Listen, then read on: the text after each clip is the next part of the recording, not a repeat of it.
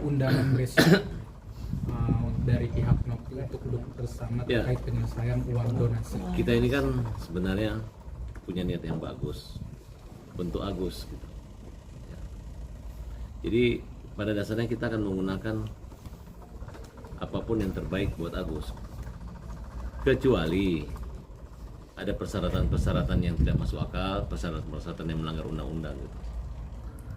Kecuali kalau sesuatu yang lurus dibelok-belokkan, dibengkok-bengkokkan. Contoh, Agus itu kan berobat awalnya di Rumah Sakit Cipto Mangunkusumo dengan sarana BPJS. Diterima loh. Tiba-tiba dipindahkan ke Jakarta E-Center. Tidak seketika juga langsung stop di Rumah Sakit Cipto. Tentu ada kontrol dan informasi gitu. Ketika datang ke sana sesuai jadwal, sebenarnya dia berobat di 5 rumah sakit asal gratis saya sebenarnya nggak apa-apa. Dia bagi-bagi misalnya buat kulitnya di sini, buat TBC-nya di rumah sakit ini. Selama tidak merepotkan ketua yayasan sebenarnya nggak ada masalah gitu. Tapi yang terjadi diejek, woi guys, uang 1,5 miliar ada nih, tapi masih BPJS. Itu aja kuncinya sih di situ. Kalau nggak ada kalimat itu mah, tinggal bisikin aja. Agus sayang, kamu telah punya uang yang banyak dari donasi. Ya, jangan sampai donasi tahu bahwa donatur tahu kamu berobat di BPJS. Karena nanti mereka berpikir kok minta sumbangan tapi nggak berobat di tempat yang mahal, kan gitu. Saya rasa juga para donatur ini kalau misalnya tahu Agus bisa memanfaatkan efisiensi daripada penggunaan dana itu, tidak asal-asal mau berobat ke Amerika, berobat ke Kanada atau ke Boston. Ayo, pasti mereka bilang, ini orang kita ngumpul sumbangan dari 7.000 perak, 12.000 perak, kok maunya ke Amerika, kok maunya ke Singapura, kan kira-kira seperti itu. Jangan juga setelah uang disimpan, kemudian kita mau berobat ke Jakarta E-Center, diungkapkan lagi, ya coba dari kemarin kita bawa ke Singapura. Jangan dibalik-balik seperti itu. Ini adalah cara-cara yang menurut saya cara-cara yang apa ya, nggak akan pernah ada selesainya gitu. Konfliknya pasti terus-terus gitu. Oleh karena itu tim pembela kaum lemah mengambil satu keputusan bahwa apapun upaya telah kita lakukan, termasuk somasi, menagih kembali uang dan melaporkan ke polisi, itu kami kesampingkan dulu. Kami fokus kepada pengobatan Agus. Kita fokus pada proses hukum Agus, ya, fokus di situ. Sehingga ketika kalian ribut dengan menggunakan cara-cara para netizen sekarang semua pada buta matanya. Netizen yang kontra Agus, yang tidak suka Agus. Mereka ngomongnya ngejek-ngejek Agus semua gitu. Oleh karena itu saya ajarkan Agus sudah diam aja, nggak usah dengar apa-apa seperti itu. Yang penting Agus tidak nipu, yang penting Agus tidak macam-macam. Yang penting uangnya kan bukan di Agus, uangnya udah di Nopi, di yayasan. Ya udah, ternyata jurus itu kita lebih baik berbuat daripada berkomentar, lebih baik berbuat daripada berkonflik. Alhamdulillah Agus minggu depan akan operasi. Kemudian hingga akhirnya yang kita anggap lawan-lawan kita ini mengundang kita untuk hadir di acara besok. Saya nggak tahu, undangan tuh yang saya baca itu hanya mengundang Agus, mengundang Farhad Abbas untuk hadir, yang mana nanti disiarkan secara live dan dihadiri oleh tokoh-tokoh, oleh donatur semua. Untuk apa? Saya ini adalah pengacara profesional yang sekarang merangkap tugas sebagai perawat Agus, mengantarin dia ke rumah sakit semua. Gara-gara siapa? Gara-gara yayasan aja. Yayasan yang katanya mengurus Agus, mencarikan donasi dan lain sebagainya, otomatis mentelantarkan Agus. Akhirnya saya bekerja sebagai dengan teman-teman semua. Kalau nggak kita dorong Agus, kita daftarkan ke dokter. Kalau agak lama kita lobby supaya lebih cepat. Kalau misalnya kedinginan minta AC yang dikecilin. Kalau misalnya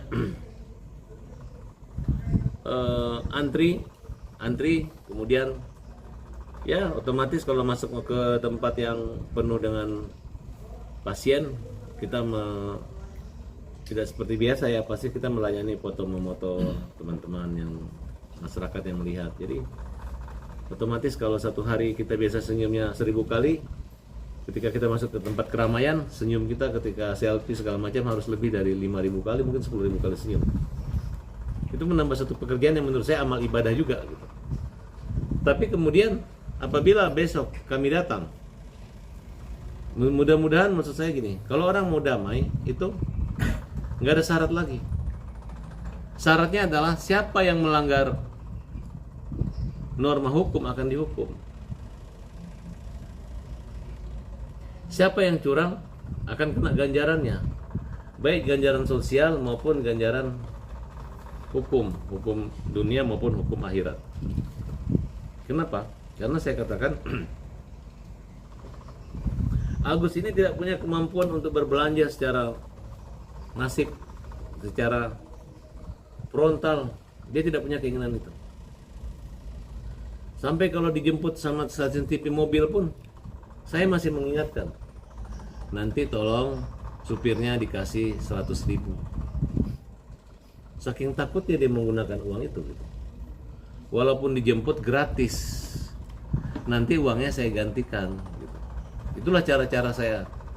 Ini orang udah trauma gitu. Saya bayangkan kalau orang yang menjemput untuk stasiun atau ke dokter, nanti tolong tipsnya bayar tunai. Takutnya nanti bayar melalui GoPay lagi, dihujat lagi menggunakan uang itu. Karena rekening Agus ini sudah dibuka, dipublish. Sampai sekarang kalau ada yang masih menyumbang rekening Agus dan tahu dan tersebar itu dan tahu dan mendukung kembali Agus, kemungkinan bisa bertambah juga rekening Agus menjadi bisa 5 miliar, bisa 100 miliar, tergantung rasa kasihan dan rasa peduli empatinya bangsa Indonesia, rakyat Indonesia. Kan itu rekamannya kan bisa beredar kemana-mana gitu. Termasuk saya yang mendonasi sebagai donatur sebelum. Nah, sebagai catatan, kenapa pihak lawan harus berdamai dengan kita? Karena persoalan hukum sudah menjerat mereka. Hasil investigasi tim kami, ya, bahwa Novi melalui yayasannya tidak memiliki izin untuk melakukan donasi dalam perkara Agus.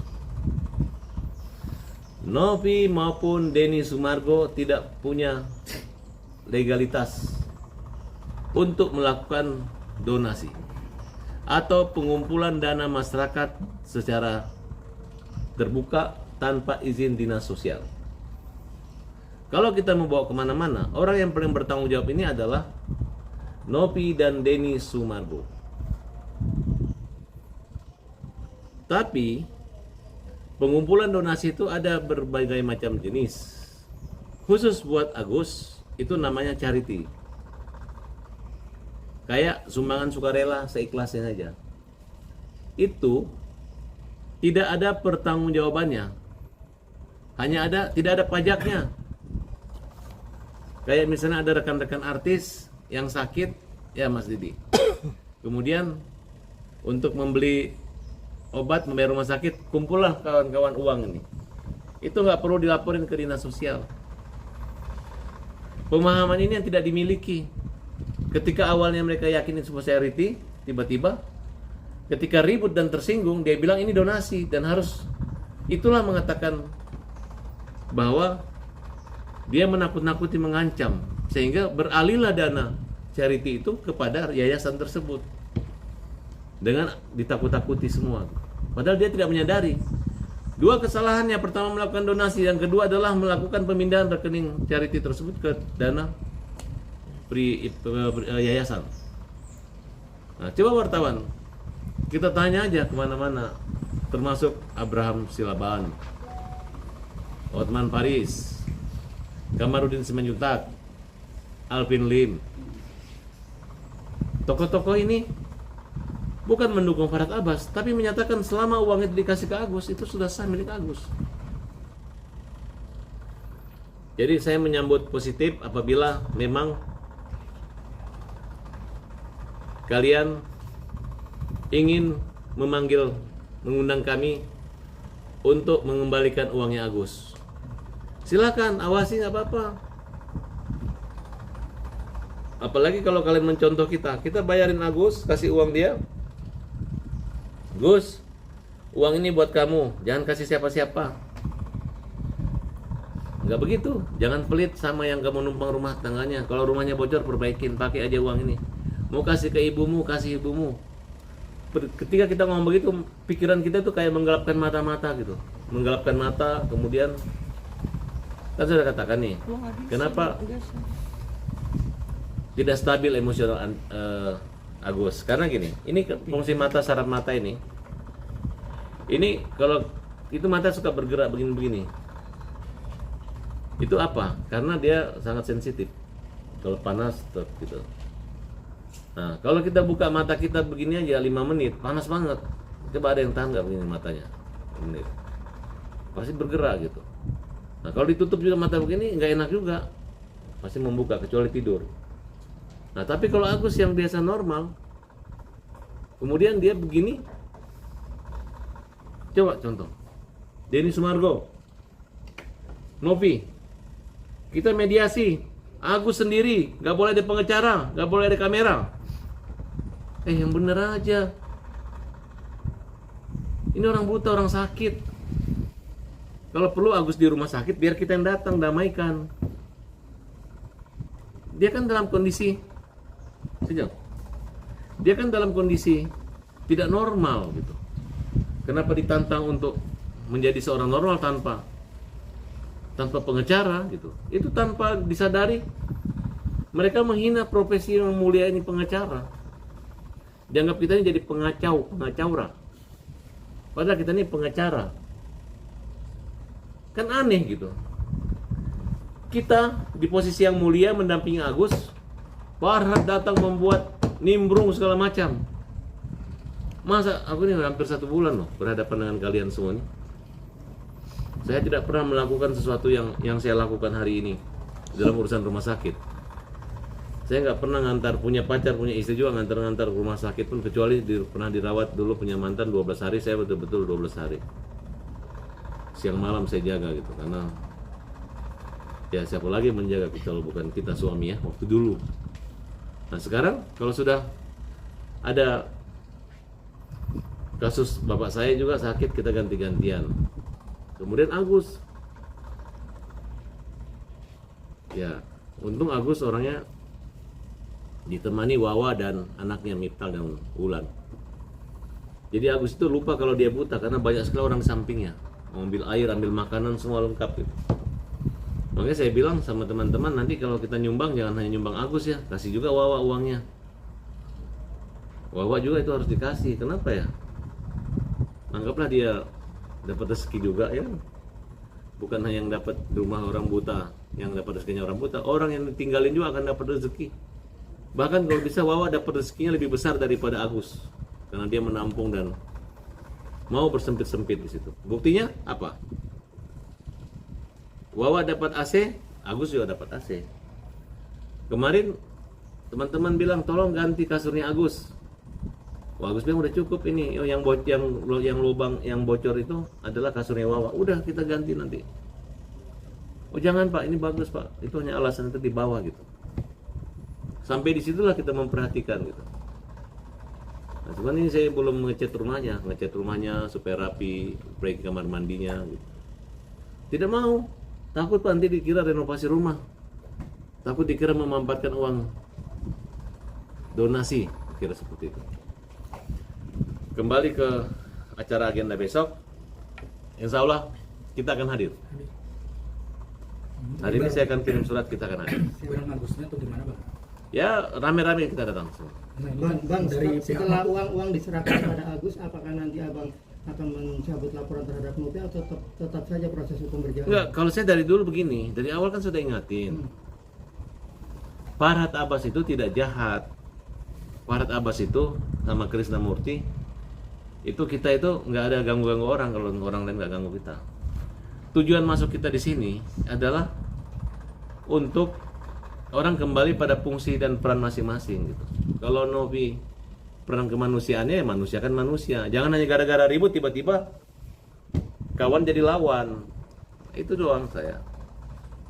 Nah, saya juga nggak tahu besok apakah dia ngejek-ngejek kita dulu, dia ngetes ilmu kita, atau dia bicara hukum, kemudian kita ribut, tiba-tiba kita pulang keluar dengan emosional atau dengan pecah banjur, ataukah mereka bilang ini uang silakan Agus atur-atur. Ya kita nggak tahu, nggak diberi bocoran sampai saat ini. Coba dia beri bocoran.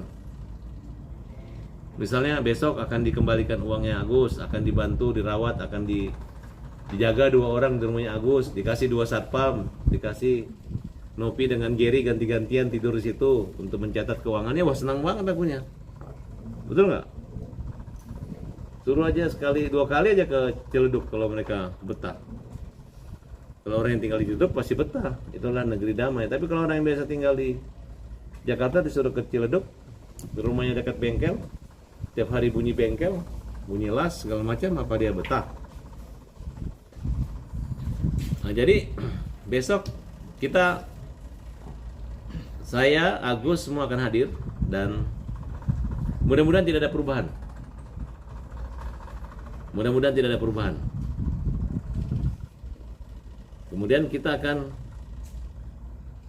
besok, karena ini sifatnya mungkin damai, kita akan angkat 2 atau 3 orang juru bicara utusan khusus, yaitu Mustafa Nahrawardaya dengan Zanzan Bella dan Repli sama.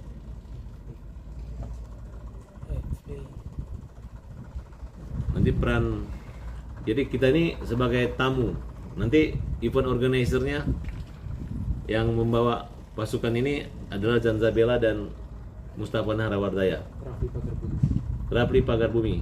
Mereka bertiga ini kan ada timnya gitu. Tapi yang jelas saya sebagai pelopor dalam perkara ini bersama Krishna berdua. Kemudian Krishna lagi di Melbourne di Australia. Jadi saya yang akan bersama-sama besok untuk Bang, pertanyaannya belum dijawab terkait laporannya akan dicabut apa enggak? Atau menunggu besok hasil dari pertemuan? ya, kalau mereka kan selalu ngomong bahwa kami akan menyerahkan uang haknya Agus, tapi tidak minta cabut laporan, kan begitu kan kalau nggak tanpa salah. syarat. Tanpa syarat. Ya.